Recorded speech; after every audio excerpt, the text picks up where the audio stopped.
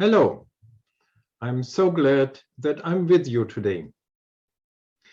My name is Rudi Friedrich and I work for Connection, an association in Germany that has been supporting conscientious objectors and deserters for 30 years now.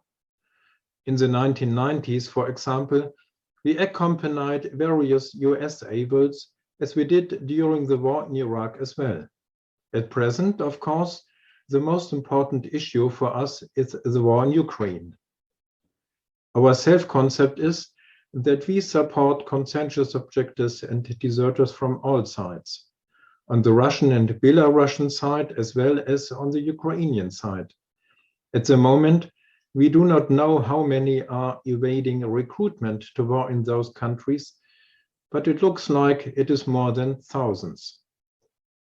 You know, it is extremely difficult for refusers to escape recruitment to the military in a war.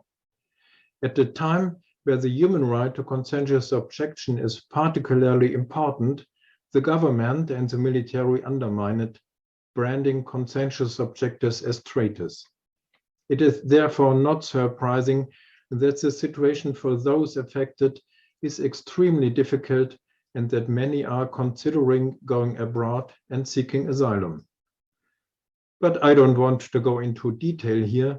We have dealt with this in various articles, also in English. Because of the situation, we have taken various initiatives, which I would like to briefly present to you. 3 weeks ago, we were able to open a counseling hotline and publicize this, especially via social media. Through the counseling hotline and email address, a person can be reached that answers questions from affected conscientious objectors and deserters in Russian, English, and German. This is especially important so that there are no language barriers. At the same time, we have provided brief information for dissatisfied soldiers from Belarus, Russia, and Ukraine in German, English, and Russian. These include information on how the right to conscientious objection is organized in the respective countries, what options there are for evading recruitment, and advice on what to bear in mind when applying for asylum in Western European countries. We support the project No Means No of the Lithuanian-based Belarusian organization Nasz Dom. The organization has called on Belarusian men to refuse and reported that several thousand have already fled abroad. They want to establish a drop-in center, set up counseling centers, and provide legal support to the refusers in the asylum process. We also support the Ukrainian pacifist movement. The group, active in Ukraine, takes care of conscientious objectors and continues to actively oppose the war. We support the movement for conscientious objection in Russia. They have called to refuse the war and are going to establish a counseling center from Estonia. All 3 groups are being supported financially through our fundraising campaign.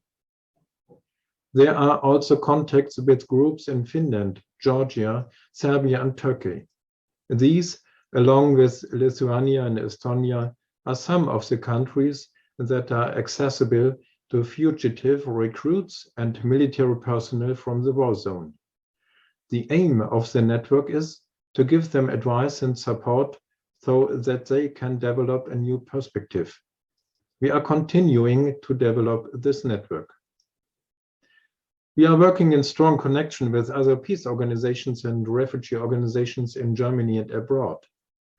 A few days ago, together with about 50 other organizations, we were able to submit a motion to members of the German parliament on the protection of deserters and conscientious objectors from Russia, Belarus, and Ukraine. We are planning to launch such an initiative at the European level as well. We are receiving a lot of encouragement for our work, and I'm very pleased that you are also interested. I show our website here in the hope that you will find ways and means to support our campaign from the US as well. That would make us really happy. That concludes the short report from Offenbach. Hope to see you soon. You gotta refuse, don't be another body. So when they tell you to go, just say no.